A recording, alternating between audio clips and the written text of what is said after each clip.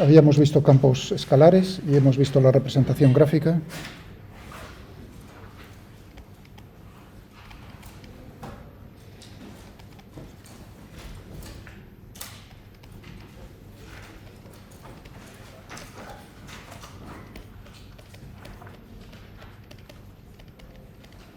La presentación gráfica.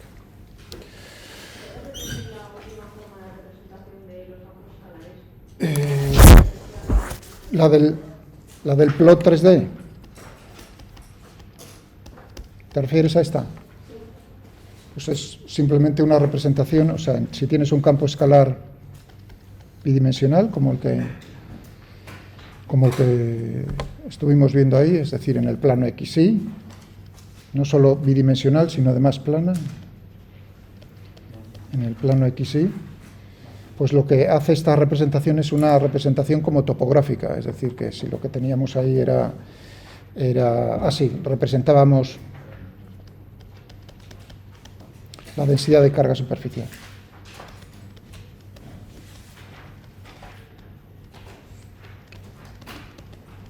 En coulombios por metro cuadrado. Pero tú te puedes imaginar como en vez de densidad que sea una altura, o bien que la altura te está dando indicación de cuál es la densidad superficial de carga. Entonces lo que tienes es la altura en cada punto te está dando el valor de sigma. Así de simple. Si esto es el eje X, esto es el eje Y, pues la altura es una representación topográfica que, claro, solo es válida para acá, digamos, solo se puede hacer cuando el campo es bidimensional.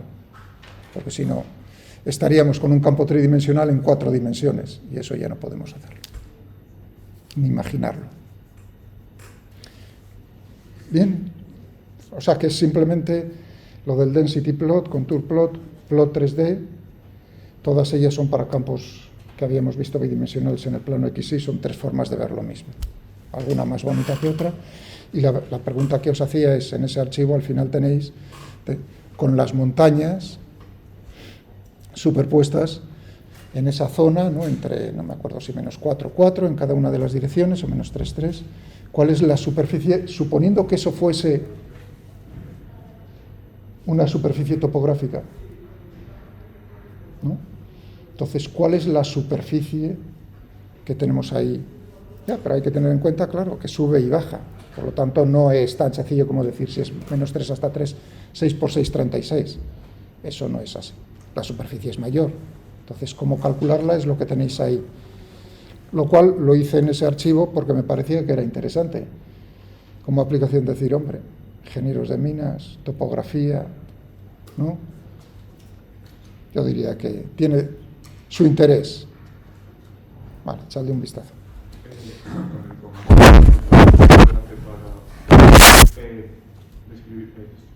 Que te ponga una superficie que está definida por X, Y, Z. Una superficie... En plan, no sé... No, lo que tú tienes... No, eso es una pregunta diferente. Lo que tú tienes aquí es... Pero lo voy a hacer, o sea, te voy a decir cuál es. Lo que tú tienes en la cabeza, creo. Aquí lo que tenemos es, en el plano XY, para este punto, cuál es el valor de sigma en ese punto. Entonces hay 3 formas diferentes de hacerlo. O bien le das un color, o bien trazas las líneas de contorno que te dicen que en todos esos puntos tiene las isolíneas, el mismo valor, o bien en 3 dimensiones puedes poner la altura a lo largo del eje Z como valor de eso. Tú me estás diciendo una superficie, yo quiero representar una superficie en el espacio tridimensional.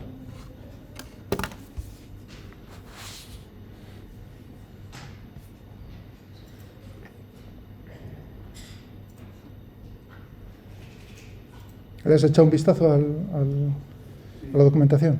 ¿Y cuál crees tú que...? No encontré nada porque el comando, si es con el comando plot 3D... A ver si esto es lo que quieres para otra que no me molesta.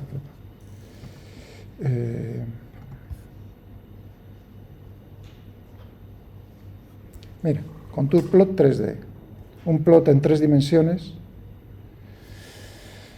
para una función o una superficie. Esto, por ejemplo, pues ahí lo tienes. Pero cuidado, que esto es diferente a lo que... Sí, el contour plot 3D nos permite hacer representaciones de campos escalares tridimensionales. En vez de tener isolíneas, tienes superficies de igual valor. Superficies, si uno está pensando en el potencial, equipotenciales. ¿De acuerdo? Entonces, esta sí me permitiría la representación o darme una idea de cómo son los campos tridimensionales, campos escalares tridimensionales. ¿No? Tenéis por aquí un montón de ejemplos, pero bueno, no es tan fácil. Incluso creo que en uno de los ejemplos, así tengo lejano, como recuerdo, es precisamente cómo es el potencial electrostático debido a dos cargas puntuales por aquí, en los ejemplos. Todo eso. ¿Alguna cuestión más de eso, de los campos escalares? Bueno. Sí. Estamos cogiendo un campo escalar que representaría una dimensión y representándolo sobre una superficie. No, a ver, ¿cómo es eso? ¿Que representaría una dimensión? Representando un campo escalar sobre una superficie. ¿Un campo escalar en dos dimensiones? ¿De dos dimensiones? Sí. ¿O de tres? ¿O de una? Si no está claro, no puedo contestar.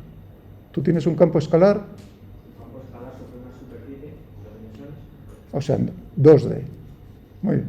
Lo representamos como si fuera un relieve. ¿Como si fuera un? Relieve. Sí, el plot 3D, sí. Muy bien. En ese ejemplo Sí. tenemos las dos superficies espaciales y luego... No, tú tienes una superficie topográfica, la altura te está dando el valor del campo. Claro, digo, en ese dibujo, el valor del campo representa la dimensión de la altura. La altura, si quieres el eje Z, lo que te está dando es el valor del campo. Claro. ¿Tendría algún sentido pensar en representar un campo vectorial a lo largo? Bueno, todavía no hemos, ahora vamos a hacer campos vectoriales, campos escalares, hasta ahí es donde llegué. Entonces espera un segundo y tratamos los campos vectoriales, si no me entendéis.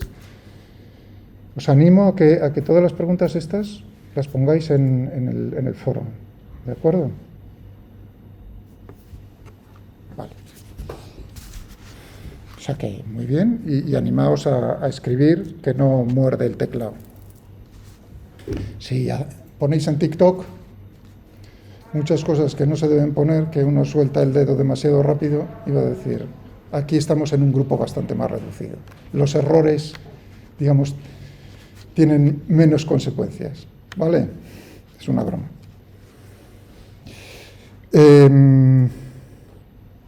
Sí, y ahora estábamos... sí, en cuanto a campos escalares, antes de que se me olvide. Ya que os había dicho en días pasados, ¿no? Lo que buscamos son hacer operaciones sobre campos para poder ver cómo son las leyes del electromagnetismo. Entonces hay una operación que es fijaos que hemos visto ya dos. Una la hice el otro día. Una operación sobre campos escalares, el bidimensional, la densidad superficial de carga. ¿Cuál fue la operación que hice? Esa es una operación. ¿Qué operación hice? Teníamos esto, y le poníamos, ¿no?, una montaña una campana de Gauss. Y al fin, cuando lo habíamos representado 3 veces, en ese archivo lo tenéis más bonito porque se desplazan las montañas y se suman. Hice una operación. ¿Cuál?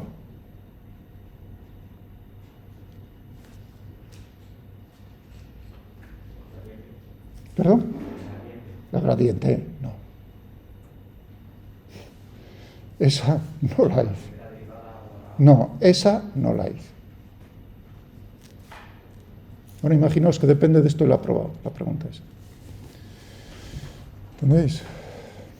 lo que hice fue hallar la carga total que teníamos en esa superficie cuadrada, en el plano X. Entre, no me acuerdo si menos 3,3 o menos 4,4. ¿Lo recordáis? Calculábamos la carga total en una región del espacio. En una región del plano XY,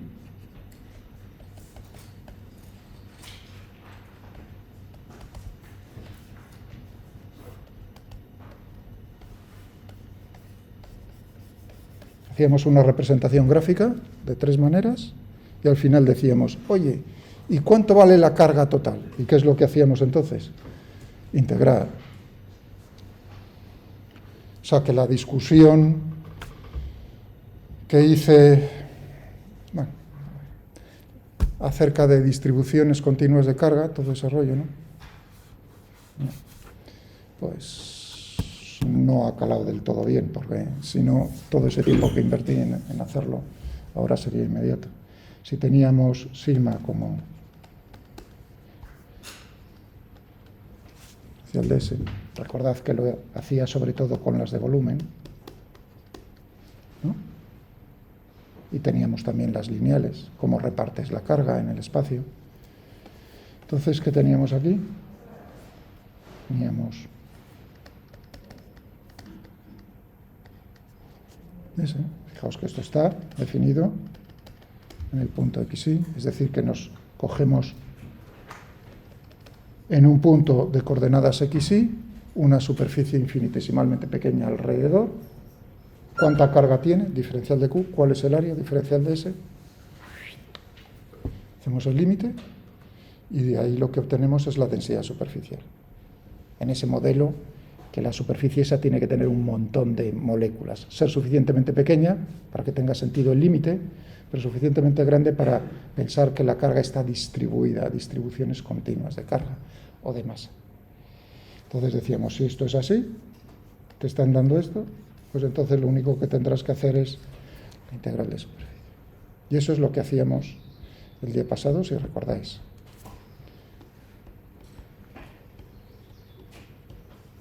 En integral.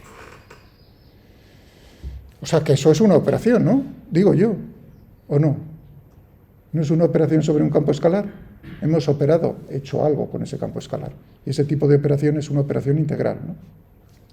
¿O no? Una integral de superficie. Una operación integral. Porque ya voy más, digo, vamos a ir todavía más lentamente, por lo menos que quede algo. Pues esa es mi intención. Mejor que quede algo que no quede nada. Ese es mi punto de vista. Que el vuestro pueda diferir, claro. Cuando hablemos de campos vectoriales, también tenemos operaciones integrales, pero son más difíciles. Si uno no lo ve en un escalar, en un vector es un poco más difícil. Vale. Entonces, este es un tipo de operación que lo mismo sería para la carga total en un volumen, si tuviésemos, o a lo largo de una curva, si repartiésemos sobre ese cable o sobre esa curva del espacio carga. Bueno, muy bien. Es decir, que tendríamos, esta sería la carga total Q, si fuese en el volumen tendríamos integral de volumen de ρ diferencial de V, y si fuese sobre una curva, pues tendríamos lambda, se denota la densidad lineal, densidad volumétrica, densidad superficial. Y aquí tendríamos pues sobre la curva C. Bien. Todas estas cosas son escalares. Rho, lambda, sigma son escalares. Y lo mismo, diferencial de V, diferencial de L, diferencial de S son escalares. Pero también podríamos hacer, efectivamente, lo que decía vuestro compañero, tenemos una operación sobre campos escalares que es muy importante. O sea, que hemos visto operaciones integrales, lo que acabo de decir, pero también podemos hacer operaciones diferenciales. ¿Y cuál es lo que es el concepto de gradiente? Gradiente de un escalar, de un campo escalar.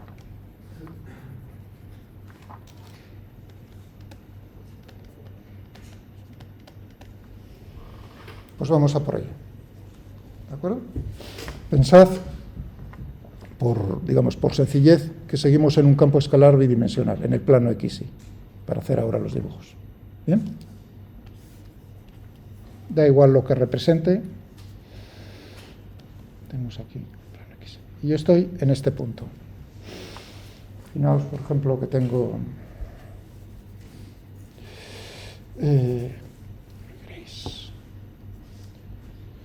¿qué letra utilizo para el campo escalar? F, vale, para que sea genérica, ¿de acuerdo? Tengo el campo escalar F de XY, estacionario, olvidaos del tiempo. Lo que representa, pues puede ser lo que acabamos de ver o cualquier otra cosa que sea un escalar, una manera física. Entonces yo tengo en este punto de coordenadas X, Y, tengo un valor de F, ¿vale? Y ahora la pregunta que me hago es, yo me muevo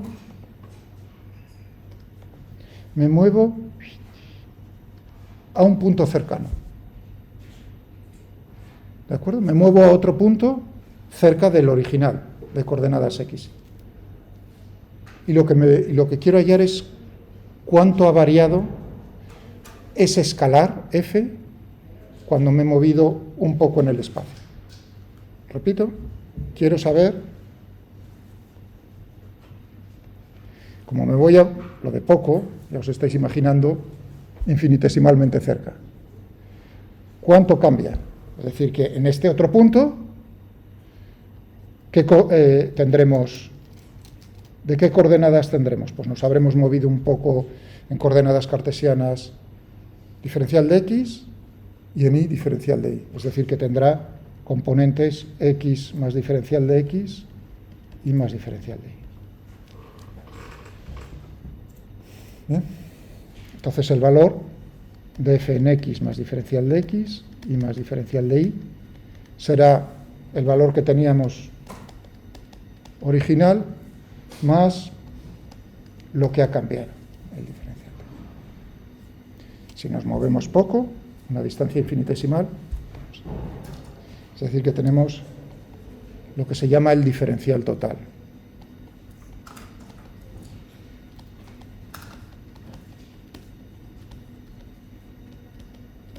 Diferencial total de la función. Voy a agrandar esto en la siguiente pantalla.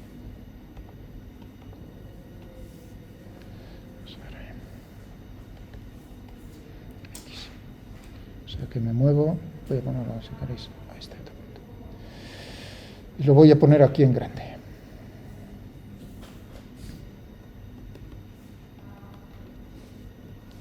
Me he movido horizontalmente un diferencial de X, o sea que este es el punto de coordenadas X, y verticalmente un diferencial. ¿De acuerdo? ¿Cuánto cambia al moverme de aquí a aquí? Pues veré, si estoy utilizando coordenadas cartesianas, cuánto cambia cuando me muevo horizontalmente, más los cambios cuando me muevo verticalmente. ¿De acuerdo? ¿Qué tendremos aquí?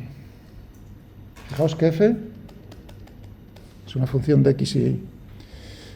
Si fuese de una sola variable, los cambios serían simplemente la derivada, o sea, imaginaos g de x, ¿no? Entonces quiero saber cuánto es diferencial de g. Pues uno dice, hombre, de g. Estamos de acuerdo, ¿no? Pero claro, ahora tenemos f que es de x e y, pero no hay ningún problema. Si yo me muevo primero a lo largo de x sin cambiar y, tendré los cambios de f, la derivada de f, con respecto a x, me estoy moviendo a lo largo de x, porque esa d es la derivada parcial. Que sí habéis visto que caíais como muertos, pero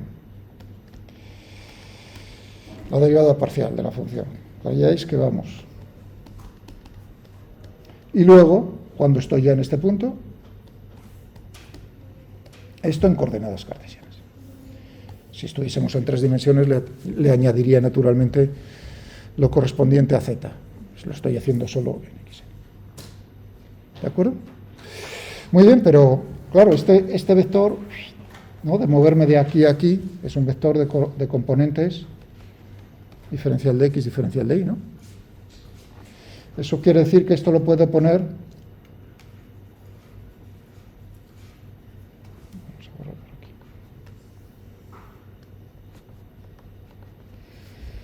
Esto lo puedo poner como el producto de 2 vectores, ¿no? Producto escalar de 2 vectores. Uno de componentes, la derivada parcial, producto escalar,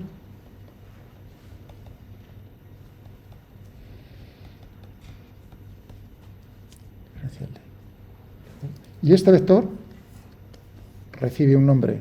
Este es el gradiente, el vector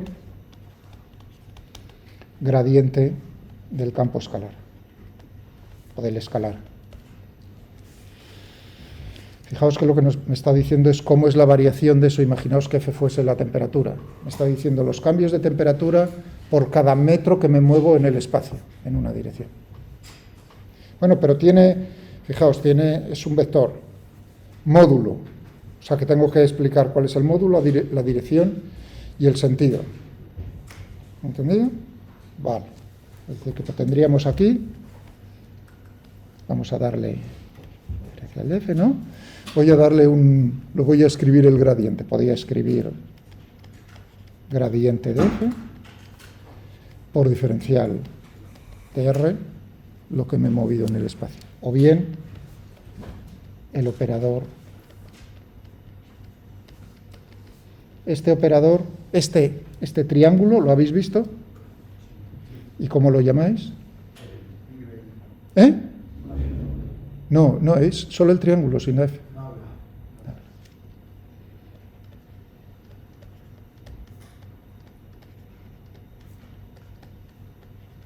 O del. Yo digo nabla, pero también se le puede llamar del. Nabla. ¿Tienes el móvil o el ordenador?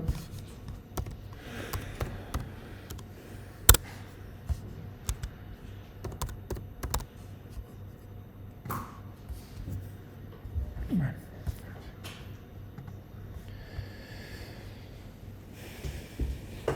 Ahí lo tenéis. O donde pone del, en algún sitio vendrá del también. No delta, en algún sitio viene. No me acuerdo muy bien. Bueno, pues ahí lo tenéis, el operador nabla.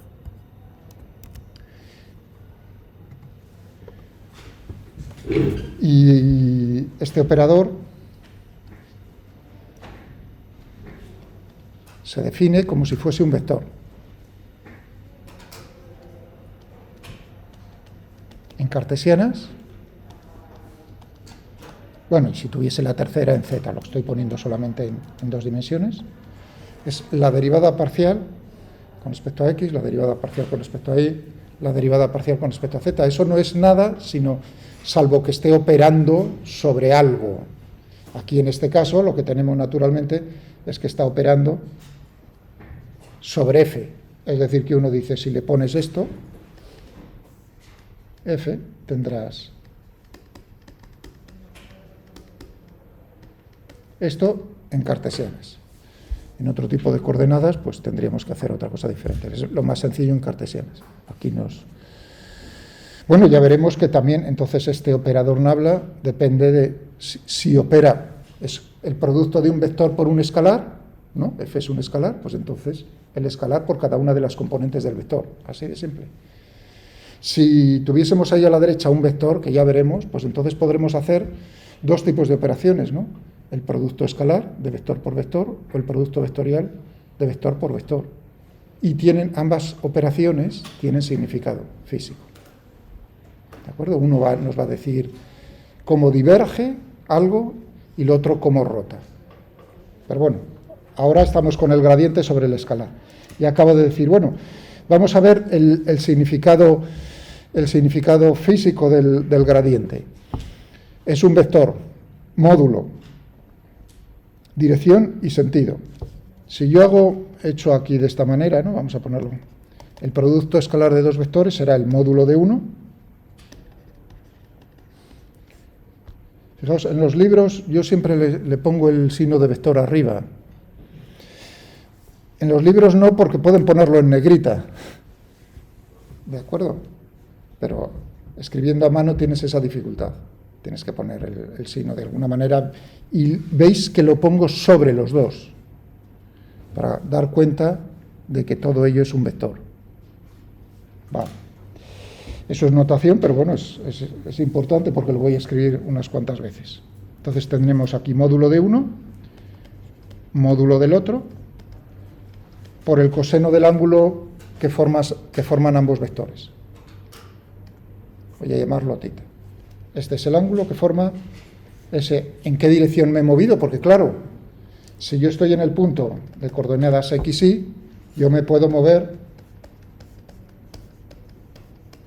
en muchas direcciones del espacio. Y el cambio de la función escalar, del campo escalar, será diferente dependiendo en qué dirección me esté moviendo. ¿De acuerdo? Muy bien. ¿En qué dirección el cambio será máximo? Si uno dice módulo de uno, módulo del otro, será máximo cuando el coseno sea 1, bueno, uno puede decir también menos 1, pero vamos, creciente.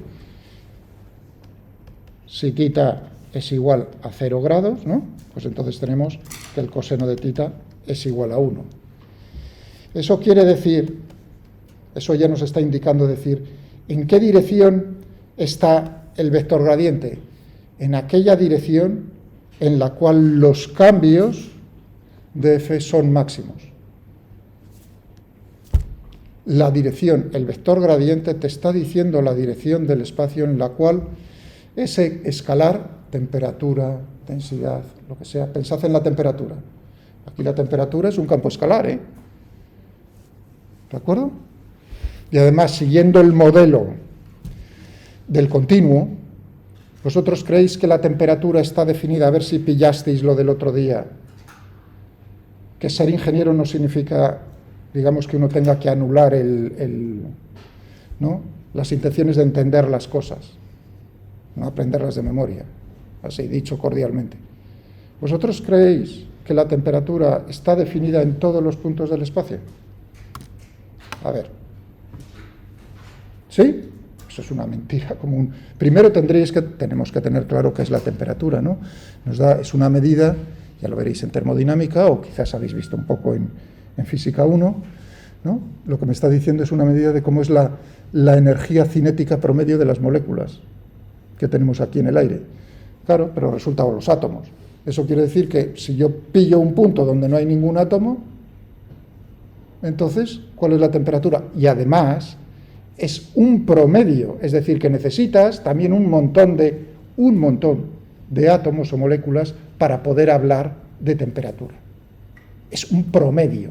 Un promedio es decir, que necesitas fijarte en una zona del espacio suficientemente pequeña para que tenga sentido, ¿no? Decir, en ese punto, alrededor de ese punto, pero suficientemente grande para que tengas un montón de moléculas, cada una, o átomos, moviéndose en direcciones, cada una a su aire, y con su energía cinética. Haces un promedio y de ahí obtienes el concepto de temperatura, tan importante.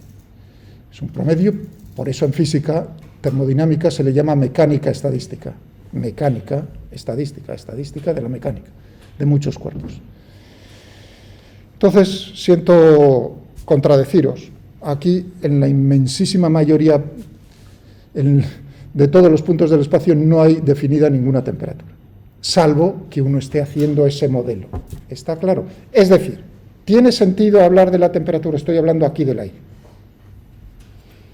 ¿Tiene sentido hablar de la temperatura a 100 kilómetros de altura? Ahí hay atmósfera todavía, ¿eh? No me toquéis las narices. Pero está tan enrarecida que ahí hablar de la temperatura es muy diferente. Ahí realmente te estás fijando átomo a átomo, molécula a molécula, su energía cinética.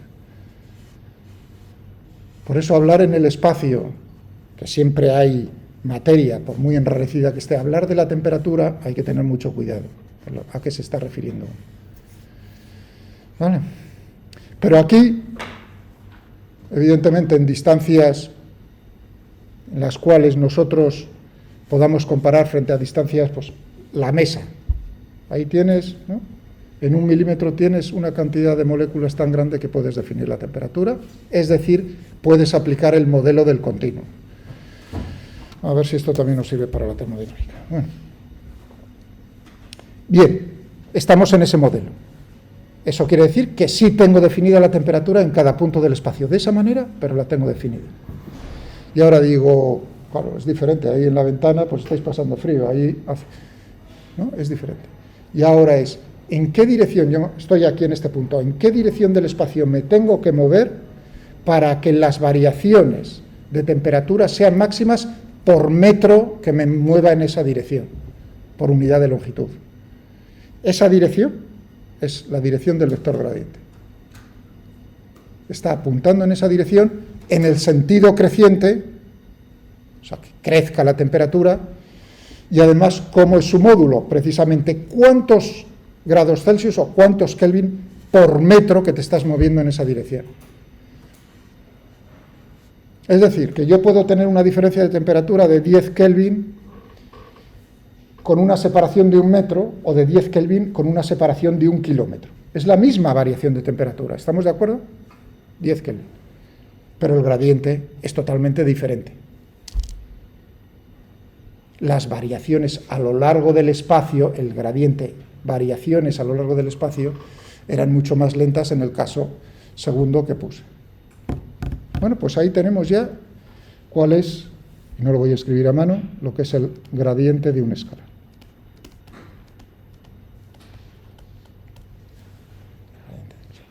Es decir, que podíamos, el día pasado,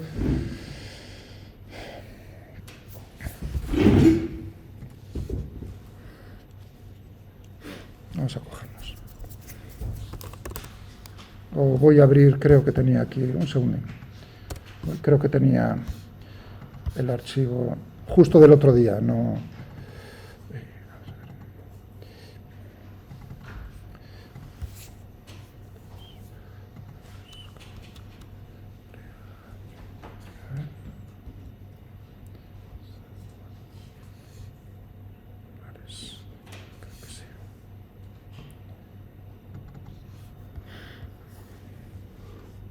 Esto es lo que teníamos el otro día. Carga neta. Bueno, ya habíamos dejado esto, vamos a quitarnos esta mierda. Vamos a evaluar. Muy bien. Es decir que si tengo ya el dense por ahí, en algún sitio. ¿Dónde tenemos? Escala, escala, escala.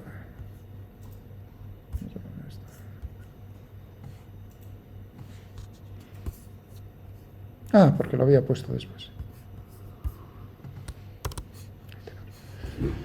Lo había escrito y ahora cuando lo he evaluado, lo evalúa por orden. Como eso estaba escrito después, por eso me daba ese error.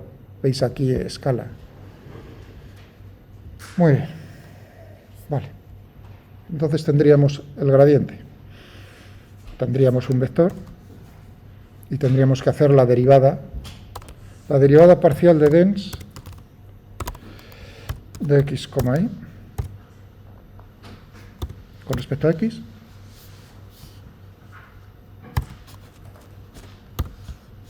la derivada parcial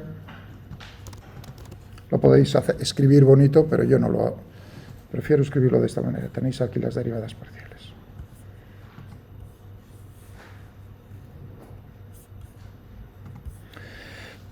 Con respecto a y.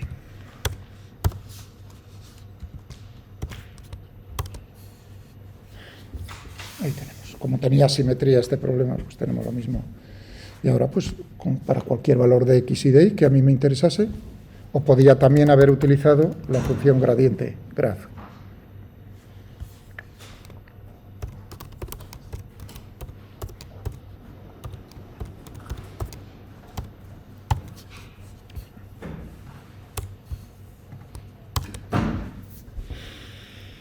cualquiera de las dos, me vale, y ahí tendríamos el gradiente. Es un vector, y ahora simplemente podría cogerme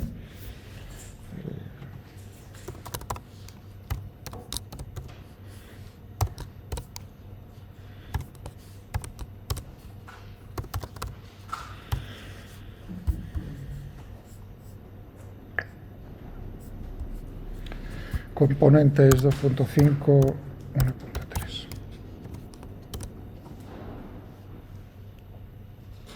Ahí tengo el vector gradiente. ¿Vale? Muy bien. O sea que ya con esto hemos definido entonces una operación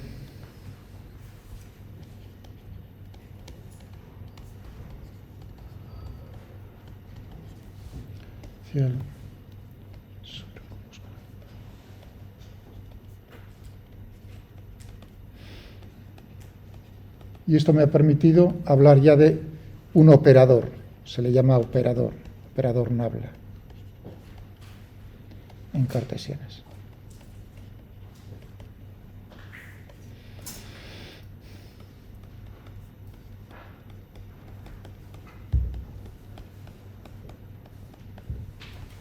Ya está.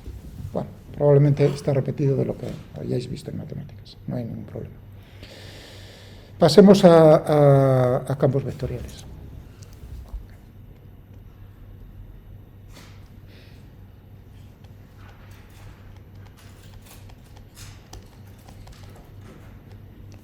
Y vamos a hablar de ellos y representar.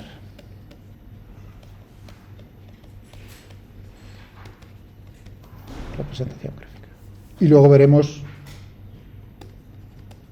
operaciones sobre campos vectoriales.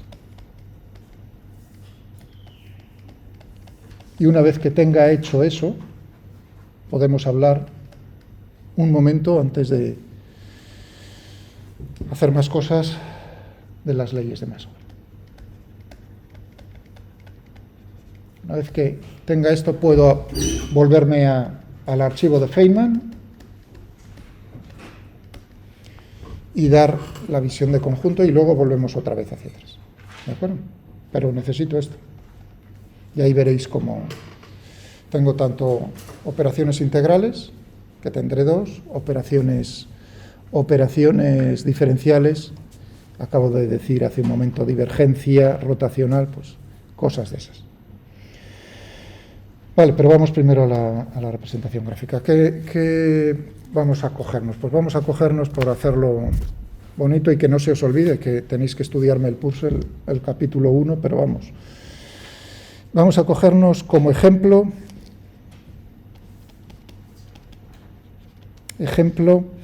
el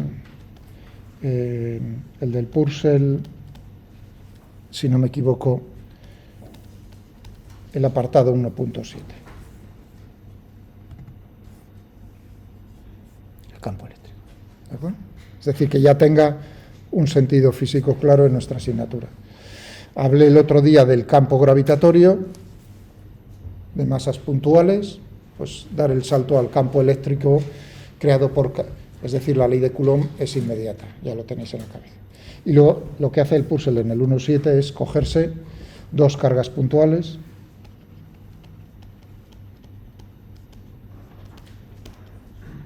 diferentes, una, si no me equivoco, así de memoria, 3 veces mayor que la otra, positiva, 3, entre comillas, ¿no?, con las unidades correspondientes, pensad coulombios o lo que queráis, y la otra negativa, si no me equivoco, y 3 veces el módulo menor, -1. Y situadas, así de memoria, situadas simétricamente alrededor del origen sobre el eje X.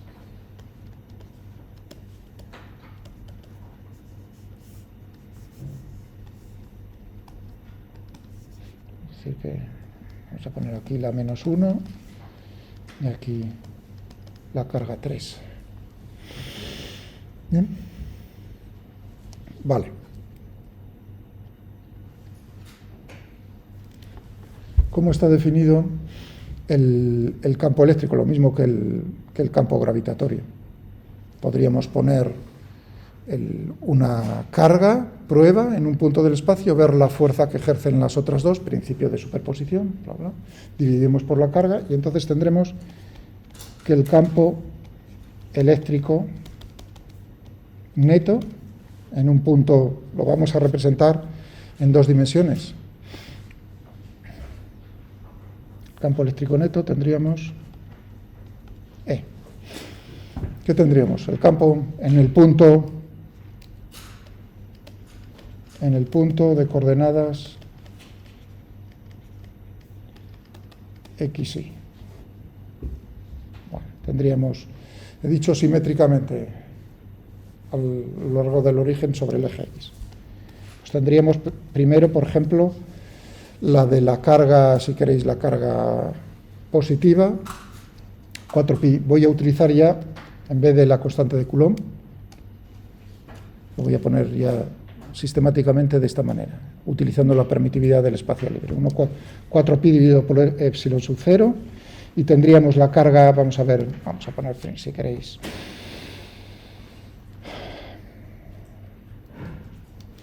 Q1, o vamos a ponerle Q sub 3 para que se vea que es la positiva, dividido por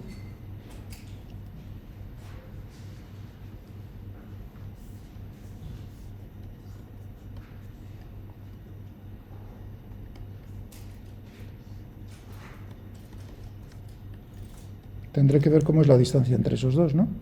¿Cómo es la distancia entre estos dos? Ya he puesto en cartesianas. La distancia de la otra carga. Hombre, primero necesito saber cuál es inversamente proporcional a la distancia, a la carga, al cuadrado. Pero la otra carga no estaba... Bueno, primero una y luego le sumo la otra, principio de superposición, no te preocupes, que luego le pongo aquí la menos 1, no te preocupes. Tendré que sumar, ¿no? Entonces, a ver, en cartesianas, en el plano X, ¿qué tendríamos? Tendríamos X. Vamos a llamarle a esta distancia, si queréis, A, la llamo A, la distancia. Es decir, que tendríamos al cuadrado más I al cuadrado. Fijaos este vector. ¿Cómo es este vector? Este vector será la suma de este más este. ¿De acuerdo? Este vector, ¿qué componentes tiene? A0. Por lo tanto, tendremos eso. Pero es un vector. Ahora tendré que ponerle la dirección, en esa dirección del espacio, un vector unitario. A ver. Este es el módulo. Ahora esto es un vector. Luego me ocupo de la otra carga, no te preocupes. A ver, este vector. Pues tendré otra vez este dividido por su módulo, ¿no? Y este, ¿qué componentes tiene X e Y? Tendrá para la componente X, tendré X más A por Y, vamos a ponerlo así. Y para la componente Y tendremos Y por J, dividido por el módulo X más A al cuadrado más Y al cuadrado elevado a 1/2. Es decir, más ahora la de la otra carga. 1 dividido por 4pi epsilon sub 0, la carga Q menos 1. Ahora tendremos X menos A al cuadrado Y al cuadrado. Y tendremos aquí X menos A por Y más Y por J dividido por X menos A al cuadrado más Y al cuadrado elevado a 1/2.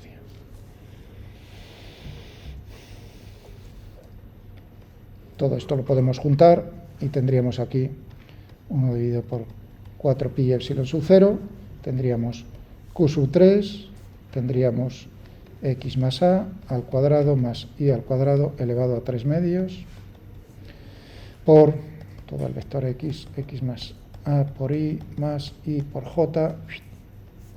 Y ahora tendríamos lo mismo para el otro, 4pi epsilon sub 0, vamos, similar. Y ahora tendríamos aquí x menos a al cuadrado más y al cuadrado elevado a 3 medios. Y todo esto por x menos a por el vector unitario y más y por j. Tenemos eso. ¿Vale? Y lo vamos a representarlo. ¿Cómo podemos representar esto? Bueno, ahora, diferentes maneras. Vamos a tener tres. Una, pues, oye, en todos los puntos no puede representarlo, pero sí en puntos discretos.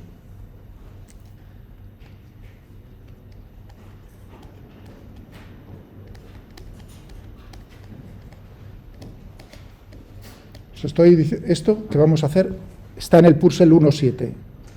Lo primero y luego lo segundo también.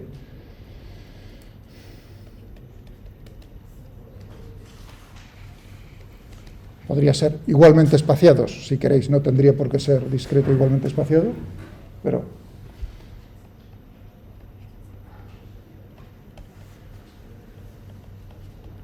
espaciados. Y esto vamos a hacer con la función vector plato.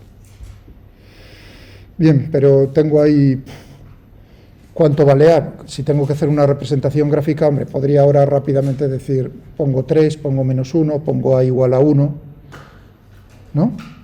Pero voy a ser un poco más fino. Sí. Igualmente espaciados.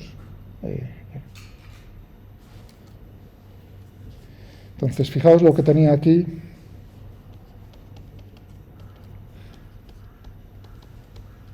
Ese no es 0.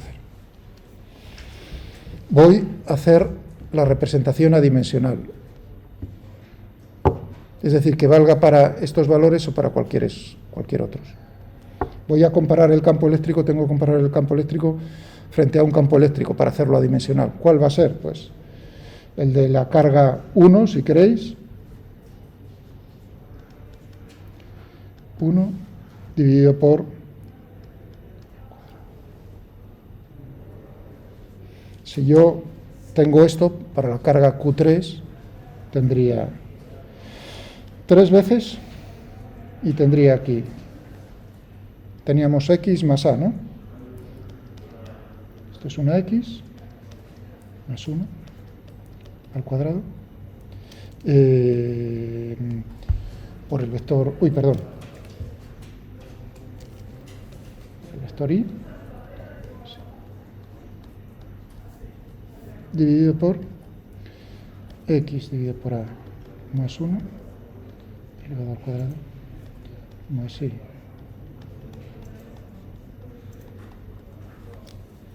elevado a 3 medios. Comprobadlo.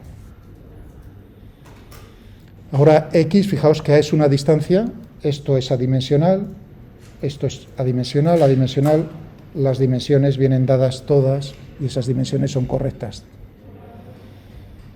¿De acuerdo?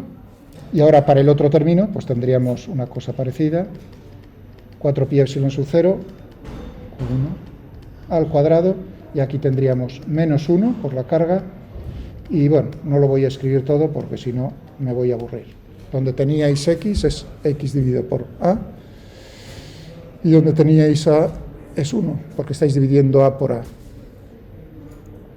Bien, yo siempre puedo entonces hacer una representación no de E, sino de E dividido por 4pi epsilon sub 0, y a eso les voy a poner, ¿de acuerdo? Pasa dividiendo, y entonces tendríamos la suma de estos dos términos, por aquí y por aquí, y ambos términos son adimensionales. Esto es adimensional, no he dicho que no sea un vector, es un vector adimensional. Estoy comparando el campo eléctrico frente a un campo. Y aquí tengo dos términos que son adimensionales. Es decir, que la representación que voy a hacer va a ser de E frente a, puedo definir X' e Y', ¿no? Donde X' es X dividido por A e Y' y D.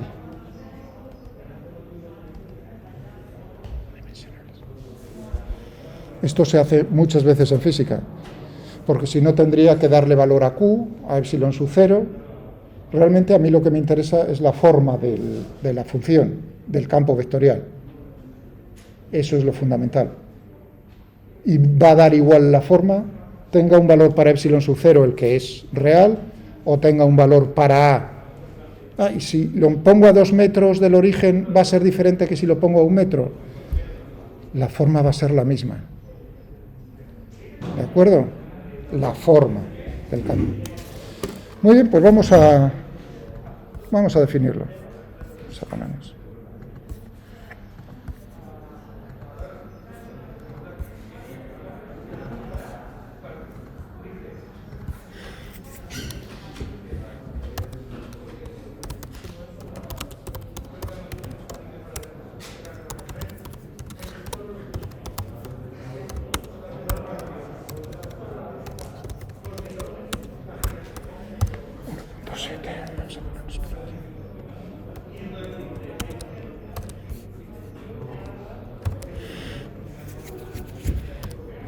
F.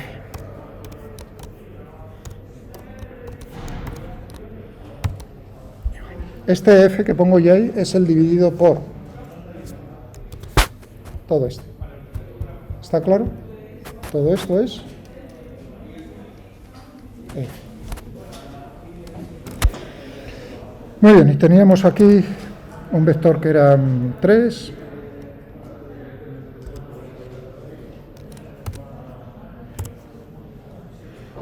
Vamos a ponerle, si queréis, 3 fuera. Vamos a poner aquí 3. Bueno, ya lo tenemos aquí. Muy bien. Es un vector de componentes x'. Lo voy a llamar ese x', x. En el archivo, en vez de escribir x', lo cual sería una burrada porque eso derivaría, es simplemente tener claro que ahí x es una distancia, es una componente adimensional. X lo he hecho adimensional. Y tendríamos entonces x más 1, ¿no? La componente ahí. Muy bien. Y aquí debajo, ¿qué tendríamos? Esto todo elevado a 3 medios, ¿no? Y aquí tendríamos esto elevado al cuadrado de x más 1 más y al cuadrado. Perfecto. Y ahora vamos a cogernos esto y vamos a ponernos ya por aquí. 3. Si queréis pongo un 1, vale. Y aquí lo único que tengo que cambiar es menos 1. ¿De acuerdo?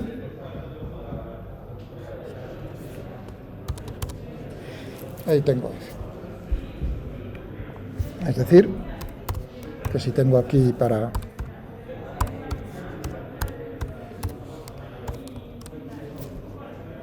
tengo un vector de esas componentes. Vale. Genial. Pues vamos a ver.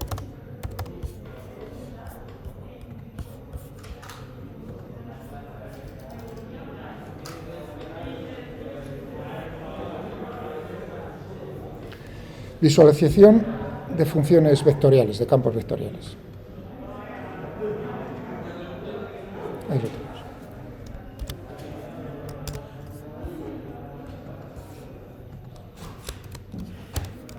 También se puede hacer en 3 dimensiones. Pero tenemos F, X, Y, y lo único que hay que decirles, ¿en qué región?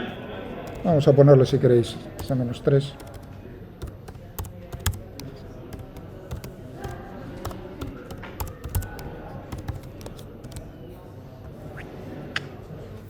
Voilà. Con las opciones por defecto que te trae la función. No sé cuál es.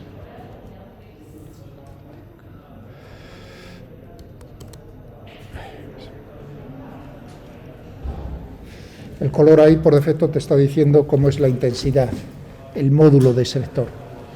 Porque la longitud ahí ya depende. ¿Cómo puedes hacer la representación? En este caso es mejor así, poner todos los vectores con la misma longitud. ¿Por qué? Porque como decrece inversamente proporcional al cuadrado de la distancia, los valores por aquí ya son prácticamente cero frente a estos.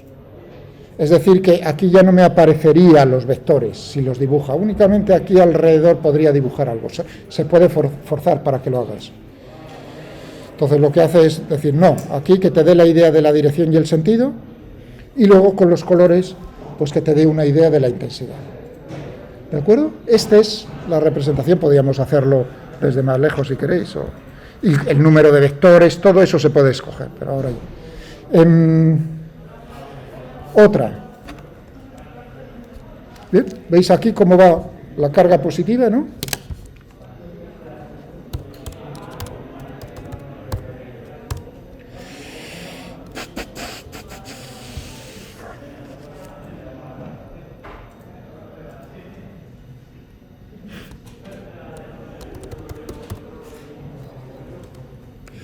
Pensáis.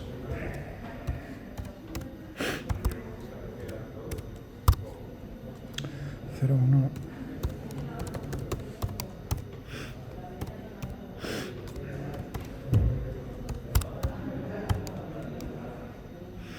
Menos 1, 0.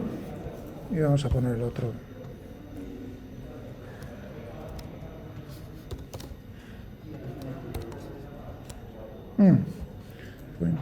Point, a ver, que he hecho mal.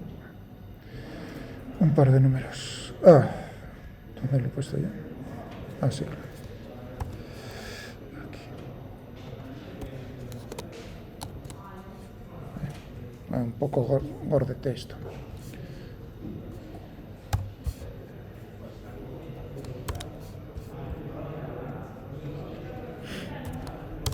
Hala.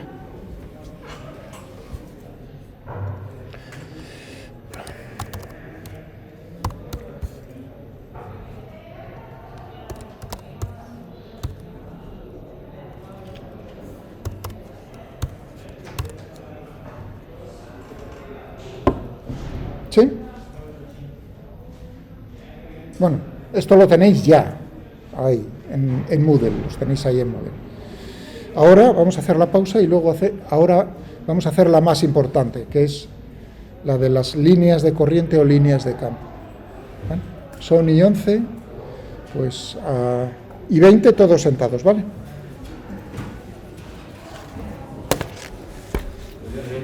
Sí, cómo no.